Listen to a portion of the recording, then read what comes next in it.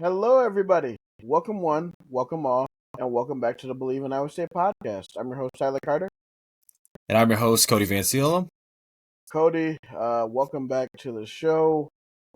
We do have some jam-packed stuff. A whole lot of stuff has been going on. Especially, we're gonna go out there.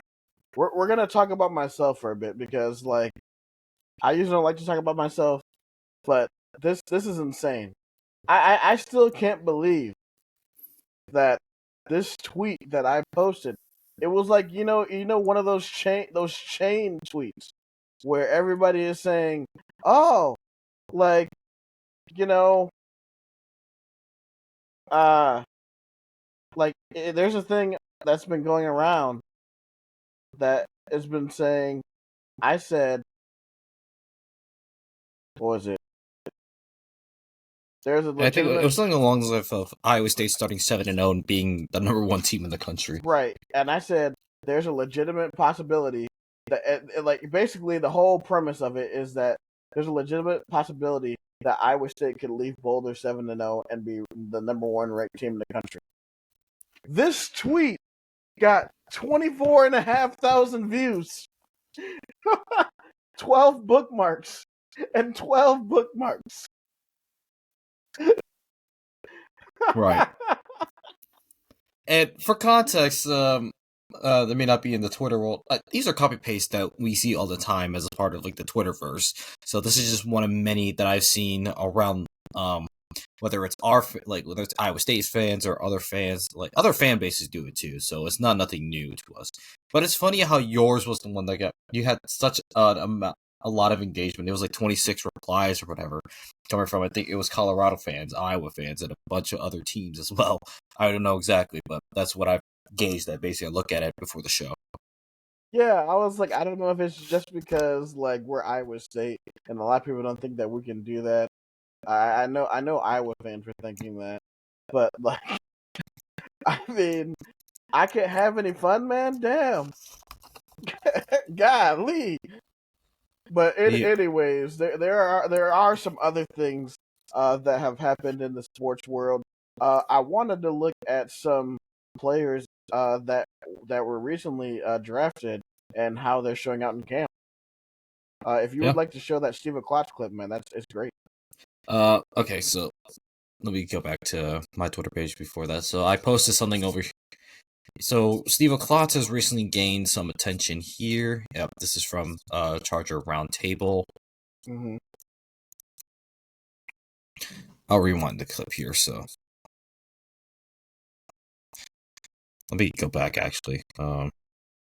So looks like I'm assuming this is trying to see who's that quarterback here.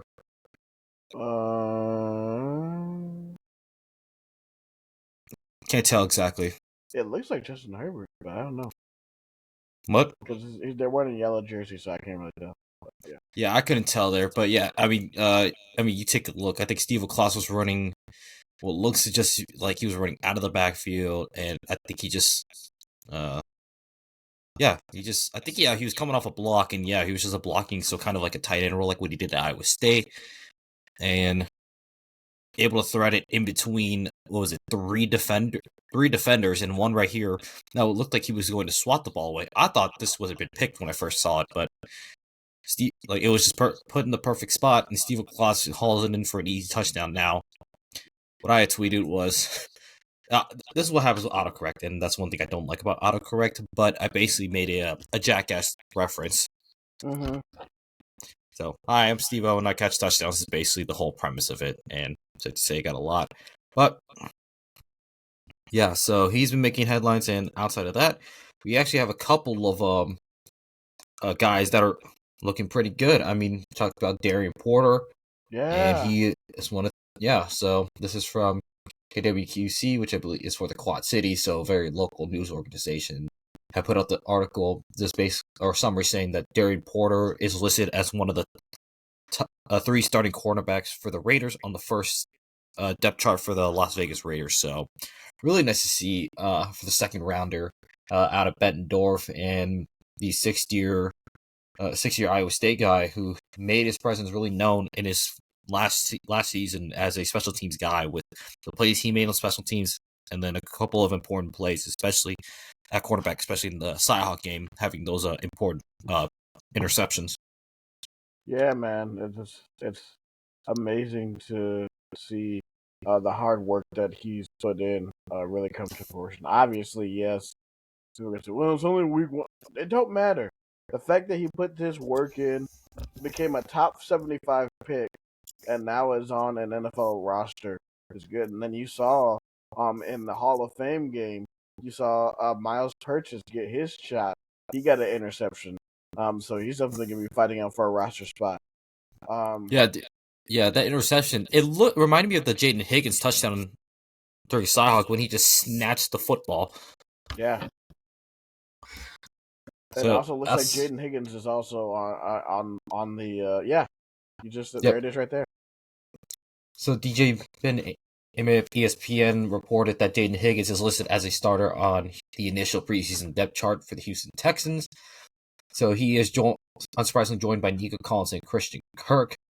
And it looks like basically with Christian Kirk working out the slot, it looks like Higgins will be in a two wide and 3 wide formations. And I think that's where Jaden Higgins thrives the most. Definitely. And we saw that a lot. Especially, I would say, obviously, having Jalen Noel more as your slot guy and then had Higgins out wide. And you just basically throw up a ball to Jaden Higgins, and he usually comes down with it. Yeah. I mean, Jaden Higgins is a it's going to be interesting because now you're going to have him, Christian Kirk, and Nico Collins on the field at the same time, and basically him and Nico Collins are basically the same player. Because basically, from Texans fans and other Texans uh, media, they were saying that that's his comp is Nico Collins. So it's going to be interesting to watch him on Sundays, and I'm also excited to see Jalen get a shot at some point during the season. Yeah. Okay, so moving over from Houston, so we got some stuff out of Baltimore. We've got some highlights for Charlie Kolar, actually. Oh. Yeah, let's beat that real fast. Yeah, so let me move my screen over to that. So the Ravens have both Charlie Kolar and TJ Tampa, and we'll get to TJ Tampa in a bit because there's some meme that I just thought of, or like some viral photo of TJ. So take a look here, just some nice reps. I mean, beautiful. I think Charlie. Yep.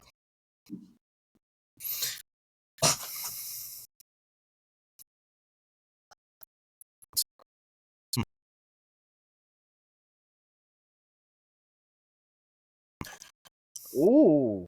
Yeah, that's a nice catch in traffic as well. So hopefully we see more out of him. And I think the same could be for TJ Tampa.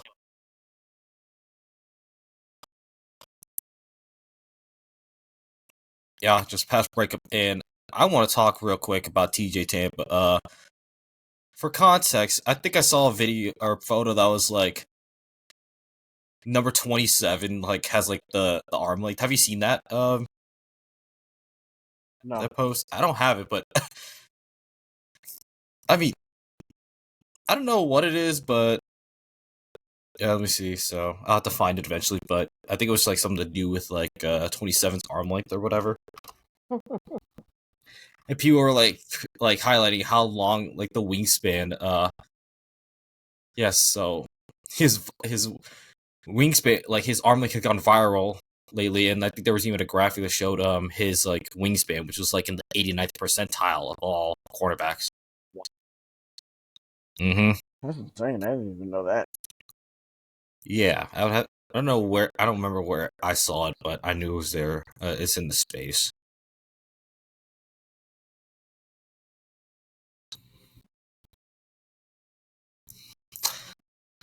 So, I mean, more things. Let's say like football wise. Obviously, oh, actually, we got something here for Rocco Beck. I think you saw this earlier today.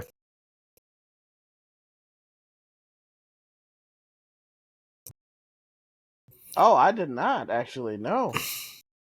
Yeah, so Rocco Beck has just recently been named to the Davey O'Brien Award watch list. So this is like best quarterback in college football, so it's nice again to see more of our guys being recognized in the preseason. So it shows just the progress that Matt Campbell has made in his 10 years at Iowa State.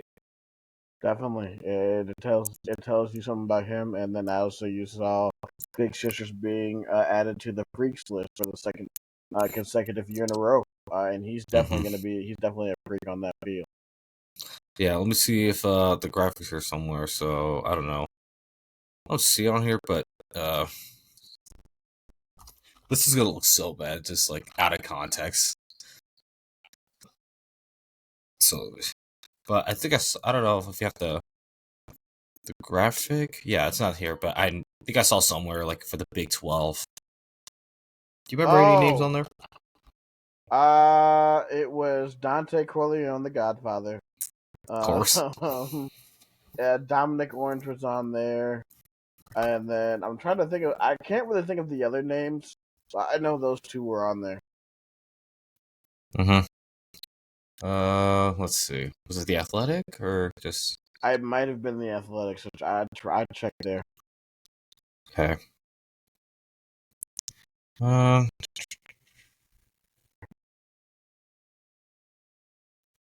Okay. No, that's. I'm not worried about it. We'll find. I think we can find it at a different time. Right, but anyways, like I mean, it is really really winding down to the time of year where we're really uh 16 days away, guys. 16 days from game week, or not game week. 16 days from Farmageddon, man. Cody, like, how are you feeling? I already know 801 day is gonna be on that day, so it's gonna be super lit for you. But like, man, dude, I'm so excited. I leave on the 18th, bro. Overnight flight to London and then a connecting flight to Dublin. I can't wait, bro.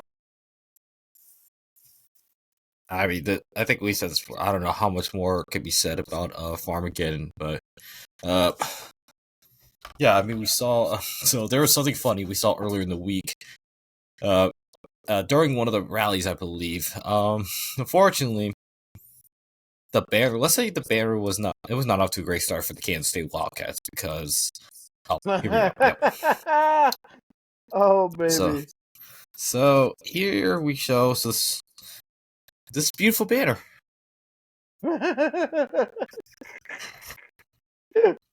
KS State. Yeah, I'm not sure what KS State is, but I don't want to ever attend the university. If you go into the replies, I think there is a thing where they fixed it. But Oh, okay. What? Oh no,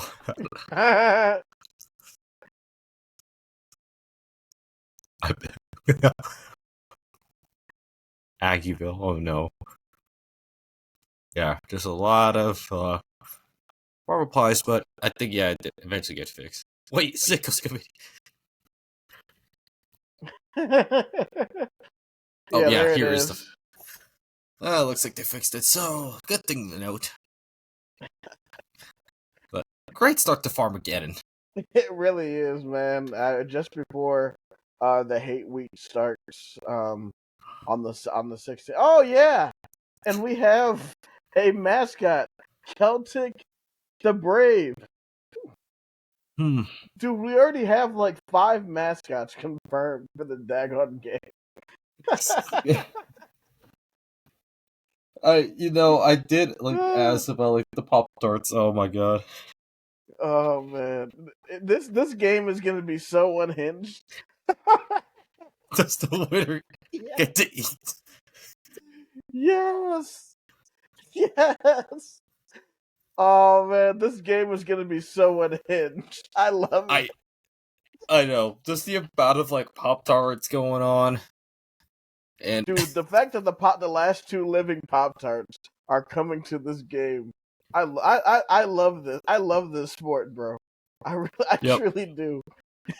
Yeah. And speaking of Pop Tarts, so it's a special day here in the state of Iowa because we have begun the Iowa State Fair, which is, in my very biased opinion, the best state fair in all the country. So don't at me. But No lies, no lies there. yeah, but regardless, yeah, if you're in the state of Iowa and you have a chance to go to the state fair, visit the Iowa State booth because you'll get to take a look at this beautiful Pop Tarts trophy right here. So get a picture of it, and I don't know, maybe I'll go test to see if I can actually toast a Pop Tart in it. You should come back. Oh, the Cyhawk trophy. Yeah. Yeah, baby. It's in the booth it deserves to be in. It deserves to be in the Iowa State booth, and it's going to stay in the Iowa State booth come September. Take that, Hawkshine. And also some other trophies we picked up. So you have the Cyhawk total series. We've got our cross country trophy as well. So shout out to the cross country team that we consistently have one of the top cross country and track teams. So it's no surprise that they are consistently doing this. And also a non NCAA sport, but one of the sickos dance associations would be our Iowa State dance team. So shout out to them. So the hardware we collect, I'll take. Hey, look, yeah, take it wherever we can get it, right? Yep. So, and then this is just more of the booth for the Iowa State University booth, which I definitely want to check. And then we're asking the very important questions here. Is it plugged in? I love it. Okay. Please say yes. Oh, and look what we got here. Yeah. How smooth a transition. Dude, those so going from are sick. Yeah, from college football to NBA basketball, Georges Niang is on the move. We previously reported Niang being with the Boston Celtics, and that has not lasted long, as he is now being shipped back to the Utah Jazz, and the nickname the minivan is has come home. It's good for him, and it all came full circle back to where he started. Yeah. So we said it was 16 days. Yeah. Look at this. Look at that. Wow, we really do have Marchie Murdoch days. I'm going to assume this is from the TCU game in 2017 when we put on a defensive clinic. It was. There was a time where Marchie Murdoch also used to be on this podcast too. But, yeah, fun fact. But, yeah, man, I wanted to take a look a little bit. Just, I have the roster pulled up on my computer, and maybe we could just talk through that. Obviously, there's not a depth chart out yet, but maybe talk about it and talk about some of the guys who we think could start. So I'm gonna share my screen. We're gonna go through that. Yep, go ahead. And now we're gonna look. So obviously this roster isn't in order, but it's really going through. You got Trey Verdon, who is somebody that the coaches said that they truly do like. So Trey Verdon is probably going to be in that D line rotation, but he's probably just going to be there to learn. But we'll see because he's been lighting up in camp. Moberly, I believe, right now is from what I've heard, they're saying that they're really, really confident in him. And Lord willing, nothing happens to Rocco. But if Rocco goes down, they believe that he could be a guy that can step in and make an impact. Yeah. So picking up back on that, got Kyle Conroy back as kicker, so hopefully improve here. And take a look at some of the defense. We got Will McLaughlin, the linebacker, so hopefully we get him for the whole year because I believe he was injured last year before the season in spring training camp. Also got Daniel Jackson back healthy after a year off due to injury, and then continuing with the defense, Cooper Ebel and Jamison Penn. I like those two. Defensively, I'm looking for a big leap in improvement, especially from JMO. I'm really high on JMO. Yeah. We got Austin Barrett at offensive line. Yeah, him and Dylan Barrett have been getting rave reviews in camp. The brothers tandem, they've been really good. So I'm wondering if we're going to see him on the line at the same time or something. That's a possibility. And then just real quick, some more notes on the offensive line. This is from Brian Clan's press availability earlier today. This is from notes from Alec Buss. So basically, Ryan Clayton on Tyler Miller has talked about the story of Tyler Miller and how Tyler's handling his college career, especially being a father. So basically saying his maturity improved with becoming a father, and he's playing like he's got to put food on the table, and I think that we're gonna see that. Yeah, I mean, I'm not a father, but I've seen my friends who are father. Fatherhood definitely changes you, and it does mature you in a way that you never thought. Um, but back to football real quick. We have like we talked about Kajon Cummins Coleman. He's definitely going to be a guy to watch out for in the safety position. He has been having an excellent camp, considered by coaches. Um, Kilberzina, who is just a monster, who is who's gonna be there. He's gonna be fighting it out with Caleb Bacon, who's also been looking good. Um, we have James Neal, who from all reports has been great in camp.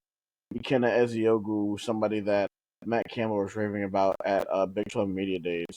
I mean, if you just go all the way up and down this roster, man, you just see a whole bunch of guys um who have given any rave reviews. Vontre Malone. We're still trying to figure out who's going to be who's going to figure out who the pass rushers are going to be. And I know Vontre Malone has been getting a look at it, and then the guy from and then there's another guy. I believe the offensive lineman from Utah is Vaea Ikakula, out of Utah. So it looks like I believe from what I was listening to on Cycle Fanatic from the Wednesday Williams and Bloom pod, they said that he is going to be a guy to watch out for, and we could possibly see him in Dublin. So Yeah, I would say this. There's something about like guys with like a Polynesian last name. I mean, Jordan Mailata is the recent example I can think of, but it's something about them Polynesians that can play well when it comes to football. bro, we need them, bro. He's 6'3", 355, dog. Huge. He is huge. Man, that's insane. And then also Keaton Roscoe, a local Iowa guy, who's also we're gonna see him probably see him play maybe at the H-back position. Um, but yeah, man, Kamari Moore, D lineman, a guy that could probably be a lineman of the future. Tomatoa McDonough, who is also pushing for that other pass rusher job. It's like really like probably one of like depth wise one of the most impressive things that I've seen with this team, and I believe the point spread actually went down to 3 points in favor of K State, so it went down a half a point. So I don't. It's probably not going to change drastically until game day at all. I really don't see it changing at all. So we'll see. I mean, I will say this. Something that really, really grinded my gears, though, is that I just feel like it was sort of like lazy reporting that when people were saying, "Oh yeah, Iowa State's going to automatically take a step back because they don't have Higgins and Null." I mean, Yeah, did you not really look at any of the team and see who was coming back, or see who they got in the portal, or really, really take a deep dive on this team? Because I feel like if you really took a deep dive on this team, you'd probably be just as you know interested in this Iowa State team. But people just I just feel that disrespect. So it's all right. yeah. No, I just saw this. So I just searched up Big 12 predictions. Take a look. So this is Open Analyst US, which is data driven. And I think this is so this is Opta Analyst US, data driven sports storytelling. And look what they have for the Big 12 preview. Oh boy. So they have Kansas. Wait.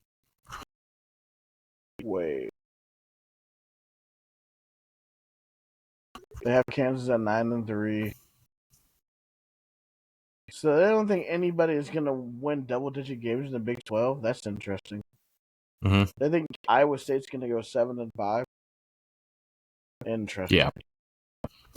Uh, Okay, yeah. So, that's Tyler, real quick, can you take over for this show? I have something to take care of. So, yes, yeah. All right, guys. Cody had to take care of some personal things. So with the remaining time on the podcast, we are going to look into FanDuel. We are presented by FanDuel, so uh, uh, bear with me for a minute. We're going to go to FanDuel and we're going to take a look at some Week 0 and Week 1 uh, odds for certain games. I know there's like about um, or actually we're going to go there and we'll go to college football.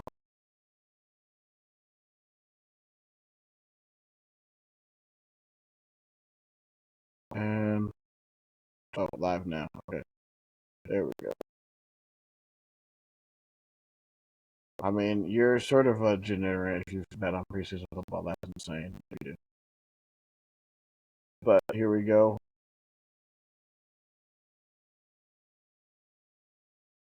All right, so we are gonna go and take a look at college football.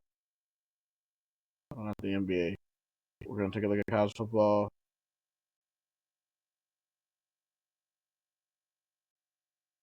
So right now, here are the current national championship odds uh, for the for winners.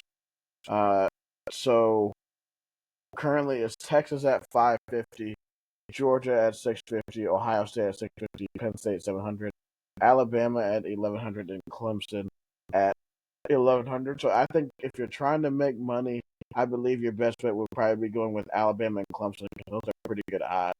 Oregon also has the same odds. LSU plus 1300, that's good odds for them.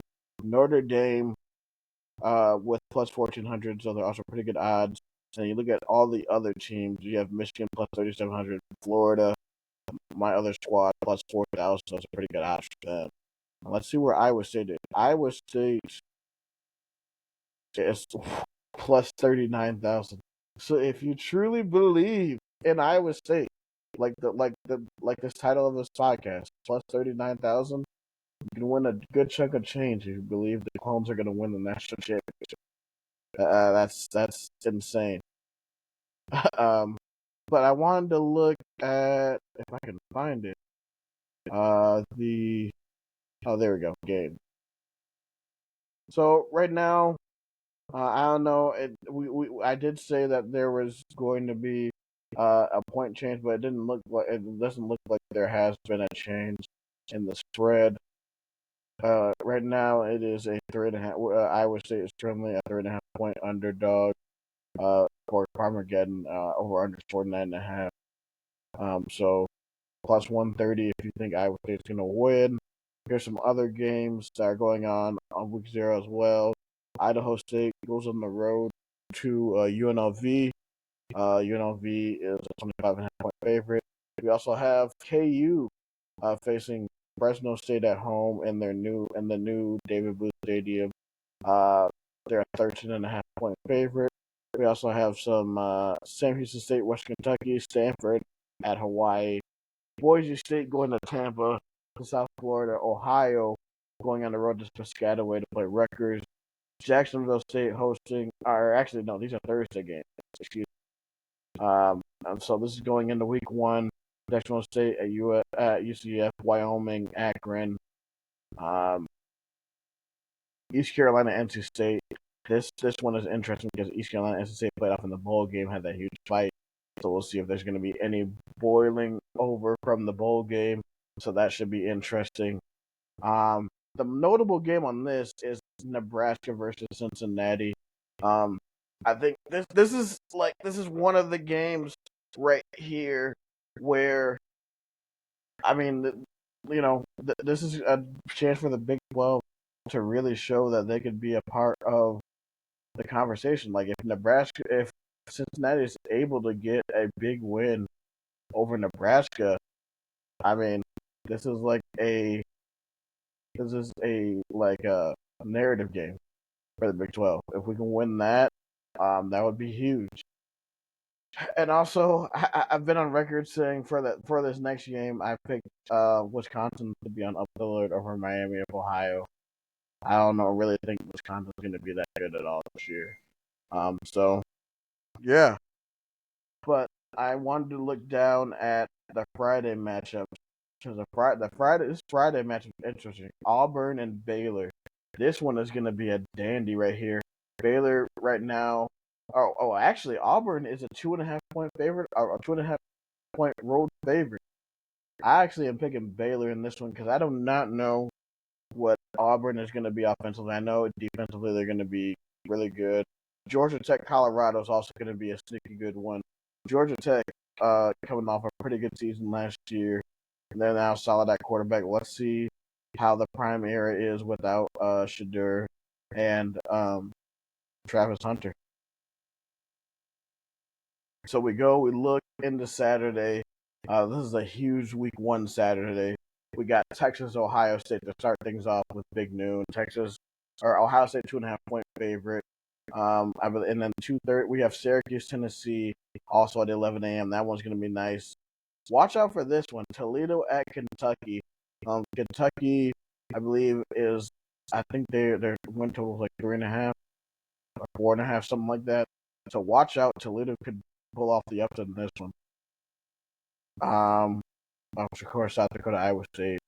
Then we have Alabama at Florida State going to Doak Campbell. We'll see what this Florida State team is when Alabama comes to town. That one's going to be an interesting matchup. And then also, we go to the nightcap. We have LSU versus Clemson. LSU versus Clemson. Obviously, if you guys listen to our schedule prediction show, Eric, as you know, as highlights, he believes that this is going to be the preview of the national LSU, which I could see. And this is a huge game for both teams. This is a statement game for both teams. LSU needs this win in the worst way, especially just with the weight of expectations and trying to make the playoff because they've been underwhelming under Brian Kelly. And Clemson, if they just start off on the right foot, and if we think if we think who they actually are, like if we think they're national championship contenders, they'll win this game. So this is a big game for Clemson. And then, of course, we go to Sunday night where we have. Oh, actually, yeah, we have a late game. We got South Carolina, Virginia Tech. This one's going to be a good one on the nightcap. So if you still got some energy, watch football all day. And of course, this game comes on at 2 p.m. Sunday, Notre Dame, Miami. This one's going to be the game of the day on Sunday. And also tune in on September 1st, Labor Day, when we have TCU, North Carolina, Bill Belichick's first opening game. Yeah. So it's going to be a good week, a good first 2 weeks of football, week 0 and week 1. So make sure you tune into that. Lastly, to close with our presenter, FanDuel, here are some of the promotions that you can have right now. You can bet $5, get $150 in bonus bet if you win. Right now, you can have any sport 25% parlay profit boost. This is a token to use on a 3+ leg parlay. Maybe that's something you want to look into for tonight. If you want to bet on preseason football, you're absolute sicko if you do. Should bet on baseball. If you want to take part in the Gronk's 200K summer bonus, you can do that. Try your luck in that. And if you refer a friend, you both get 100% profit boost. So FanDuel is somewhere where you can go and make money if you know ball. They have excellent promotions. So thank you for being a presenting sponsor, FanDuel. So with that, guys, thank you guys for joining the Bleav in Iowa State podcast. Um, we appreciate everybody who's joining in the live stream um, and everything. Thank you for your support. Thank you for all the nice messages. I got one last week from a football parent saying that they love the show. So thank you guys for tuning in and listening. With support. We love your support and we appreciate more than you ever know. But with that, we are going to end tonight's show of the Bleav in Iowa State podcast. Two things before we go, as always, shameless plug. We are a top 15 sports podcast in the state of Iowa, and we are the top 40 most listened to podcast in the state of Iowa. So thank you, Feed Swap, for that. You can find Cody on Twitter at Matt Campbell Impersonator. He's always posting memes and stuff, wrestling content, more football content. So reach out to him if you want to talk with him. You can follow me on Twitter at SciFi Guy. Obviously, you saw my viral tweet. I didn't realize that people really cared that much about what I said. I don't know if it's just I would say, but I'm standing on what I said to 10 toes. So I said what I said.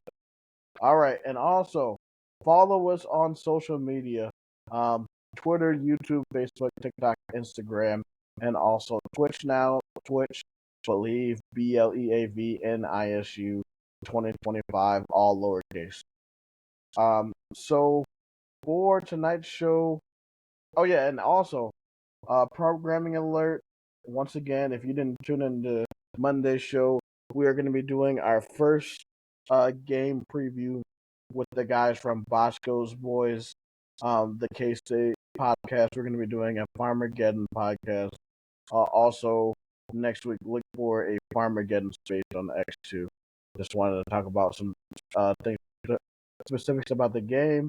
Also, make sure to like and subscribe on your favorite podcast platform, whether that be Podbean, iHeartRadio, Apple, or Spotify.